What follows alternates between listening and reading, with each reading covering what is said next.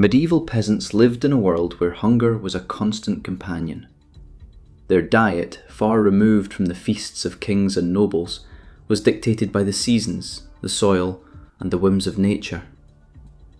Life for a peasant in the Middle Ages was a daily struggle, and food was not a source of pleasure, but a matter of survival. Most of the year, peasants ate simple, repetitive meals designed more to fill the stomach than to satisfy the taste buds. Bread, pottage, and gruel formed the cornerstone of their diet, each bite carrying the weight of endurance. Bread was the lifeblood of the medieval peasant. Made from whatever grain was available, usually rye, barley, or oats, it was coarse, heavy, and often filled with impurities like bits of straw or husks. White wheat bread was a luxury reserved for the wealthy. Peasants could only dream of its soft, fluffy texture. The typical peasant loaf was dense and difficult to chew, but it was filling, calorie-rich, and could be stored for a few days without going completely bad. Bread wasn't just a food, it was survival. In some villages, the amount of bread one consumed could determine whether they lived or died, especially during the winter months when other food sources were scarce. Peasants often relied on bread not just as a meal, but as a utensil. They would dip stale chunks into soups, stews, or pottage, soaking up every bit of nourishment. Sometimes, bread served as a table in itself, with other foods piled atop it to absorb juices. In famine years, bread could be the only thing on the table, and even that was made from poor quality grains that tested the stomach's resilience. Alongside bread, pottage was a staple. Pottage was a thick, boiling stew of vegetables, grains, and occasionally meat. But meat was rare for peasants. In fact, most peasants would only taste meat on special occasions, such as festivals or religious holidays. Instead, pottage was made from whatever vegetables the family could grow or forage. Onions, leeks, cabbage, beans, peas, turnips, and carrots. Herbs were added when available, but spices were expensive imports, largely inaccessible to the common folk. Pottage varied depending on geography and season. In colder regions, root vegetables and preserved grains dominated.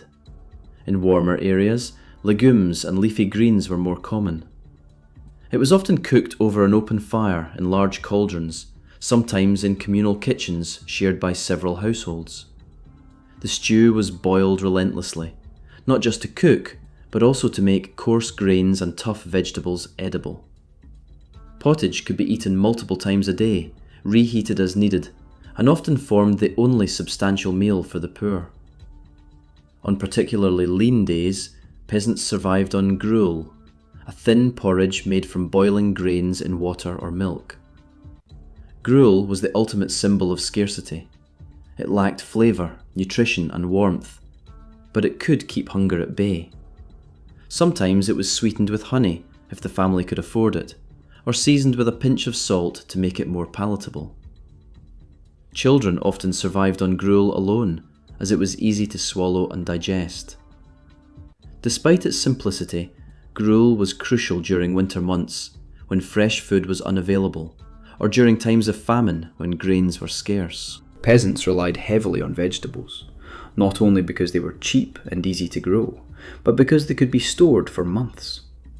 Cabbage was particularly important in Northern Europe, as it could survive harsh winters and provide essential nutrients. Turnips, onions, leeks, and garlic were also commonly grown. In forests, peasants foraged for wild greens, berries, mushrooms, and nuts. Some plants were considered survival foods, eaten only in times of desperation because they were bitter, tough, or mildly poisonous. Foraging required knowledge passed down through generations. Peasants had to know which plants were edible, which were medicinal, and which could be deadly. This knowledge was vital for survival, especially during famine or crop failure. Berries could supplement calories, and roots provided carbohydrates when grains were in short supply. Mushrooms were a risky but sometimes necessary food source. Meat was the dream not the reality, for most medieval peasants. Pigs were often kept in small numbers and allowed to forage in the forest, but cows and sheep were primarily owned by wealthier farmers or the lord of the manor. Hunting was generally forbidden for peasants. Trespassing could be punished severely.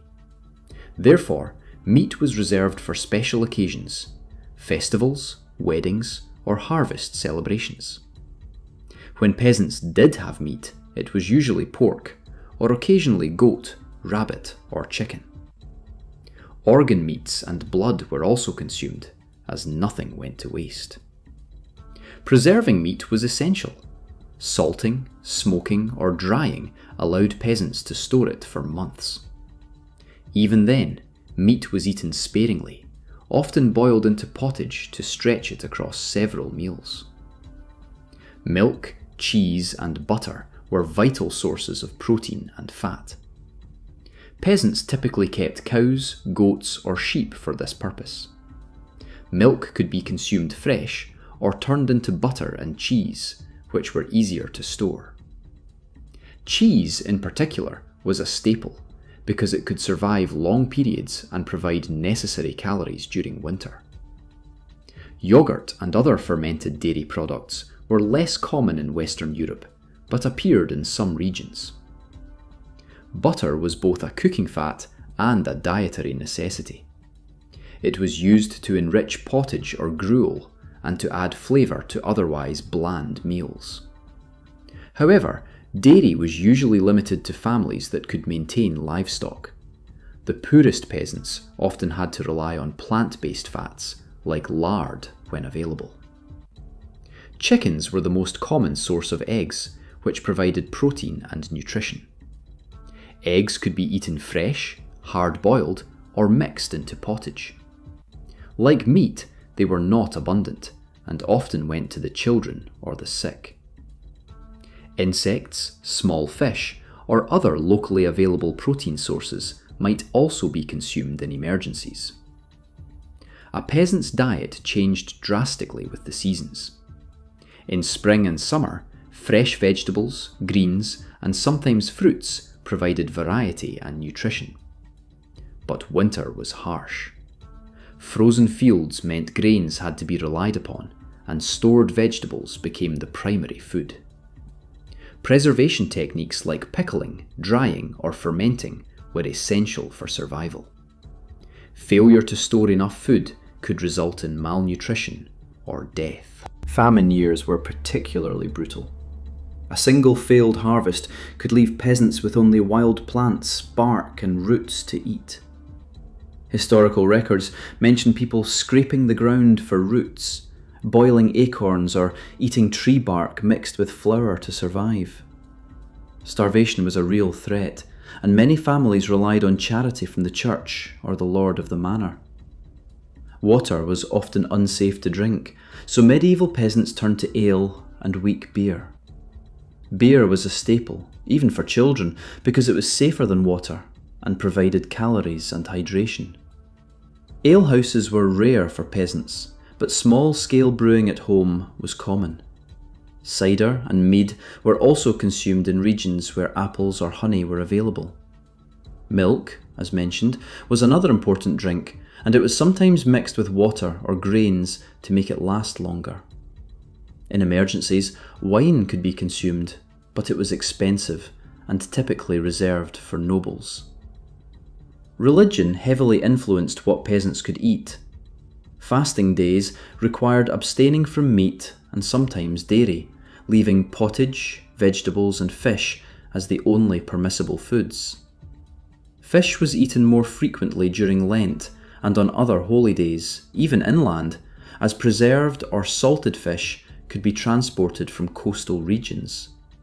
Religious rules shaped diets, often creating creative variations of the same staples. For medieval peasants, food was never about pleasure, it was about survival.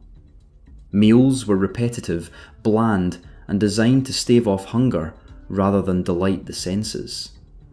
They ate with a constant awareness of scarcity, always planning for the next harvest, the next winter, or the next famine. Children grew up on these foods, learning early how to stretch meagre portions and survive in a world where food could disappear overnight. Despite the hardships, peasants developed a rich knowledge of nutrition, preservation, and foraging.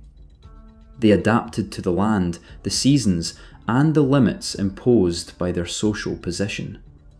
Their diet, though harsh, was resilient, allowing them to endure a life of labour, hardship, and uncertainty.